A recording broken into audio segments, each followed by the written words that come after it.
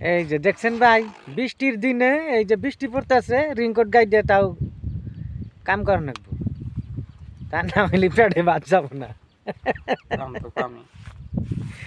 হ্যাঁ, বৃষ্টির মধ্যে ভিজে ভিজে রিংকোট গাই দিয়ে হইলেও কাম করা লাগবো, তা না হইলে পেটে ভাত যাবো না। তাও হে কি ভাত কি জানেন, কি দিয়ে ভাত হয়? ডাল ভাত।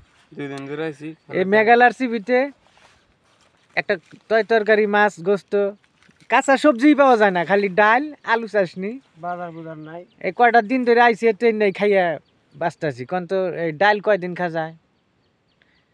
রাইতে ডাল খাইলাম, দুপুরে ডাল খাইলাম, সন্ধ্যায় ডাল খাইলাম, বেহানা।